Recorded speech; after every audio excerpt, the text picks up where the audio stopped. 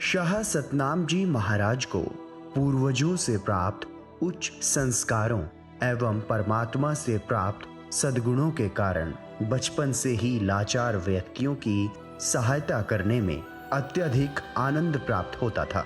कोई भी व्यक्ति यदि आपके पास सहायता मांगने के लिए आ जाता तो आप जी उसकी मजबूरी व लाचारी देखकर उसकी सहायता करने के लिए तुरंत तैयार हो जाते। श्री जलाल आना साहिब की ही घटना है। एक बार एक वृद्ध महिला वीरो जो विधवा थी और जिसका कोई भी सहारा नहीं था, बीमारी की हालत में आपके पास आई। वह सर्दी की वजह से कांप रही थी। आप जी ने सबसे पहले उस वृद्धा को चारपाई पर बैठाया और फिर उसे अपने द्वारा तैयार की गई देसी दवाई दी। आप जी ने उसकी मजबूरी व लाचारी को देखकर उसे हर प्रकार की सहायता देने का वचन भी दिया। गांव के दुकानदार को भी कह दिया, अगर हम यहाँ नहीं हों तो भी इस माता को जरूरत का सामान दे देना और पैसे हमसे ले लेना। आप जी ने कई कारगर देसी दवाइयों की भी खोज की। मनुष्यों तथा जीव जंतुओं के इलाज के लिए मुख्य दवाइयाँ घर पर ही तैयार कर लेते थे। इस प्रकार आप अपने घर के सदस्यों और गांव के बीमार लोगों का इलाज अपने घर पर ही कर दिया करते थे तथा इसके बदले में किसी से कोई पैसा भी नहीं लेते थे।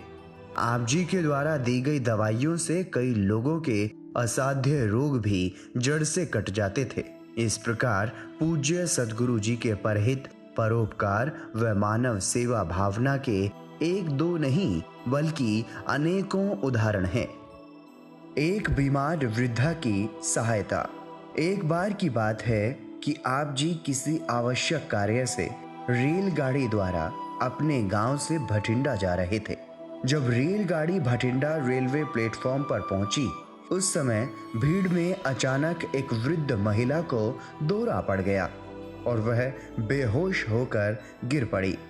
सभी लोग गाड़ी से उतर गए, लेकिन इस वृद्ध महिला की ओर किसी ने ध्यान नहीं दिया। आप जी ने तुरंत पानी लाकर उस महिला के मुंह पर छींटे मारे तो वह महिला होश में आ गई। उस वृद्ध महिला ने बताया कि मैं गांव बल्लुआना की रहने वाली हूँ, मुझे अपने गांव जाना है। आप जी ने अपने कार्यों की परवाह न करते हुए पहले उस बुजुर्ग माता को उसके गांव पहुंचाया। जब उस महिला के परिवार वालों को उक्त घटना के बारे में पता चला तो सारा परिवार आप जी को कोटि कोटि धन्यवाद देने लगा।